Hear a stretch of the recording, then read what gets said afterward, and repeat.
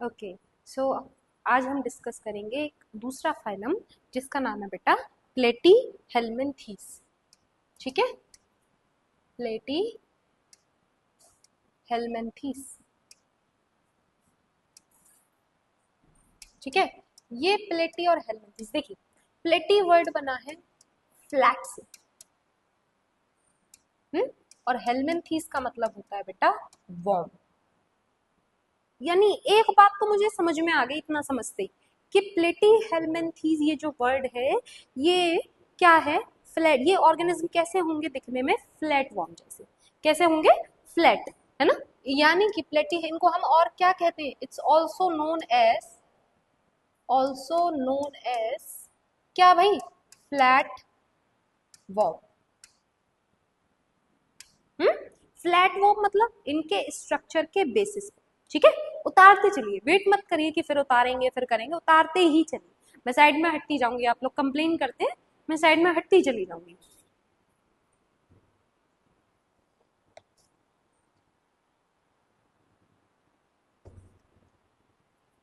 ठीक है, चलिए दूसरे पॉइंट को देखेंगे। ये क्या है बेटा, क्या क्या है, प्लेटी हेलमिंथीस। प्लेटी हेलमिंथीस मिंथिस आर एंडोपैरासाइट। क्या है ये बेटा, एंडोपैरासाइट। क्या मतलब होता है मैम पैरासाइट से? एंडोपैरासाइट का मतलब होता है बेटा ऐसे ऑर्गेनिज्म जो कहाँ रहते हैं, बॉडी के अंदर। एग्जाम्पल के लिए एनसीईआरटी में लिखा है इंक्लूडिंग ह्यूमन बींग, मतलब कॉमन सी बात है, इंक्लूडिंग ह्यूमन बींग तो मतलब ह्यूमन के अंदर भी। और ह्यूमन की बात आ गई यानी अपनी बात आ गई, और अपनी बात आ गई यानी ईगो की बात आ गई, तो उसको तो छोड़ ही नहीं सकते, उसको तो समझना पड़ेगा। पड़ेगा कि नहीं पड़ेगा, चलो फिर समझते हैं। तो इंक्लूडिंग ह्यूमन बीइंग से मतलब जैसे मान लीजिए कोई ऑर्गेनिज्म है, आपने देखा होगा कई बार छोटे बच्चों के पेट में कीड़े हो जाते हैं कि नहीं हो जाते, तो वो क्या है, बॉडी के अंदर है ना। इस तरीके के जब कोई ऑर्गेनिज्म आपकी बॉडी के अंदर ऑर्गेनिज्म मिलने लगे, तो वो क्या कहते हैं हम, एंडोपैरासाइट। तो मैम जब एंडोपैरासाइट है तो कुछ एक्सोपैरासाइट भी होते हैं, बिल्कुल होते हैं। तो एक्सोपैरासाइट क्या होते हैं, जो बॉडी के कहाँ देखे जाते हैं भाई, बॉडी के देखे जाते हैं बाहर की तरफ। ठीक है, उनको हम क्या कहते हैं, एक्सोपैरासाइट। ठीक है, तो एक्सोपैरासाइट का मैम कोई एग्जांपल, तो बहुत सारे एग्जांपल होते हैं, जैसे कि लाइस, जुआ, है ना, सिर में हो जाते हैं, है ना, तो वो किसके एग्जांपल है, एक्सोपैरासाइट के। एंडोपैरासाइट मतलब बॉडी के अंदर, जैसे पेट में कीड़े अभी मैंने बोला है ना। और क्या होते हैं प्लेटी हेलमिंथीस। प्लेटी हेलमिंथीस प्लेटी हेलमिंथिस मिंथिस हैव क्या, सकर एंड हुक। इनके पास क्या प्रेजेंट होते हैं, हुक और सकर्स प्रेजेंट होते हैं, है ना, जिससे ये क्या कर सके, फूड को सक कर सके, है ना, जो ब्लड ये इनटेक करेंगे ऑर्गेनिज्म से उसको सक कर सके, ताकि इनको खाना की पूर्ति हो पाए। और क्या देखेंगे भाई, जो प्लेटी हेलमिंथीज होते हैं बेटा,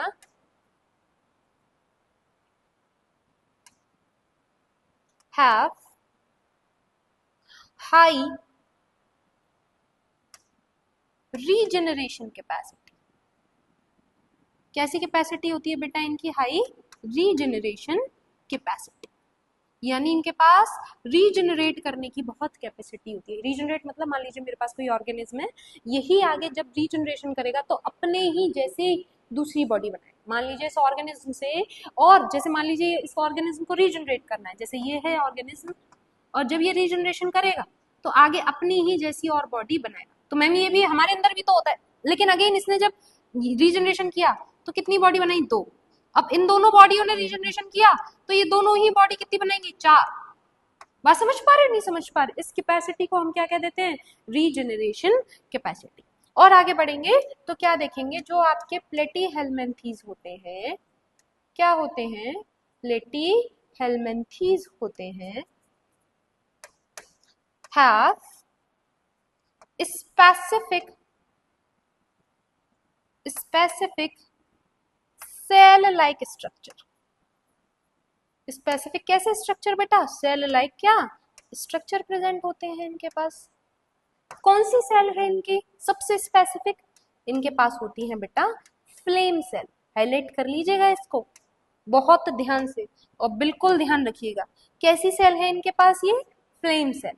ये फ्लेम सेल किस में हेल्प करती हैं? इनके इनके हेल्प करती हैं बेटा ये एक्सक्रीशन में हेल्प करती हैं, एक्सक्रीशन में हेल्प करती हैं। और किस में हेल्प करती हैं बेटा? ये ऑस्मो रेगुलेशन में हेल्प करती हैं। बात समझ पा रहे हो नहीं समझ पा रहे हो? तो जो प्लेटी हेलमिंथीज होते हैं उनके अंदर जो एक्सक्रीशन होना है और ऑस्मो रेगुलेशन होना है वो किसके थ्रू होना है? फ्लेम सेल के थ्रू होना है। ठीक है, बात समझ में आ रही है? और आगे बढ़ के क्या देखेंगे हम? दूसरी तरीके की कैटेगरी और देखेंगे। एक बार आप उतार लीजिए वरना आप फिर शिकायतें करेंगे। हाँ, एक बार उतार देख लीजिए जरा सा।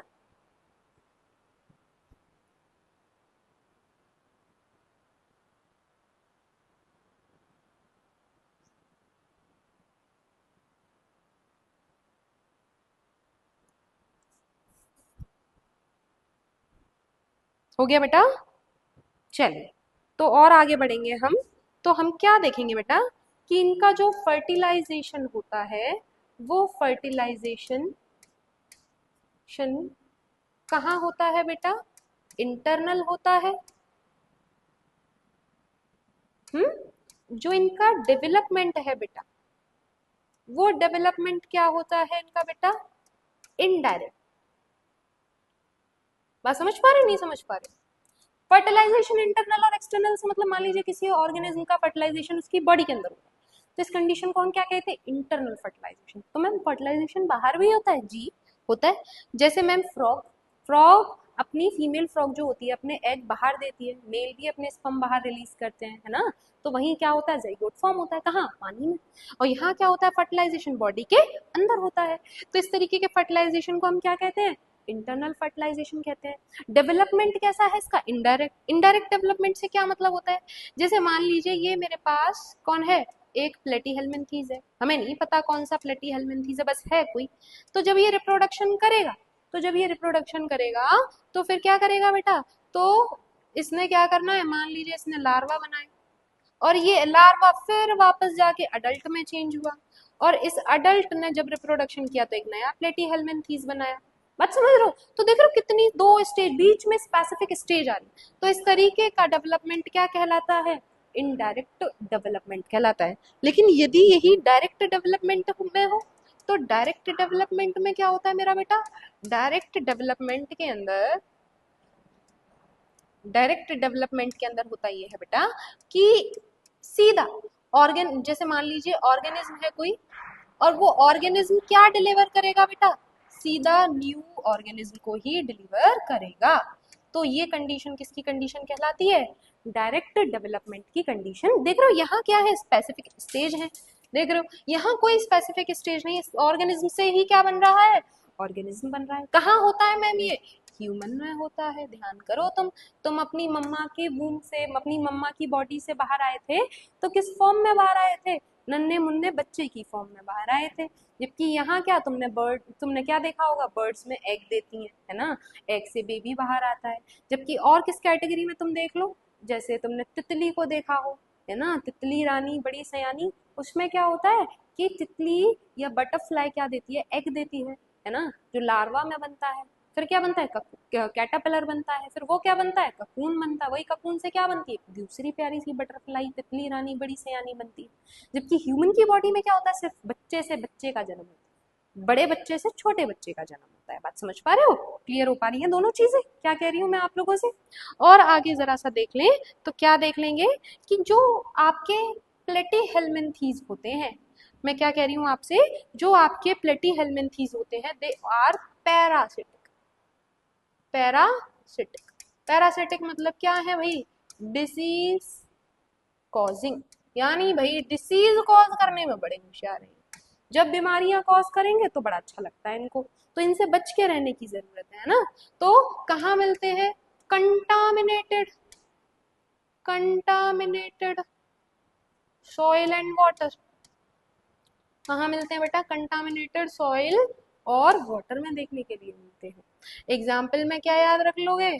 आप सबका प्यारा, हम सबका प्यारा कौन भैया? लीवर फ्लूक हमारा। ठीक है, क्या कहते हैं इसको? Liver fluke. साइंटिफिक नेम क्या है इन भाई साहब का? साइंटिफिक नेम है इनका फिशियोला हिपैटिका।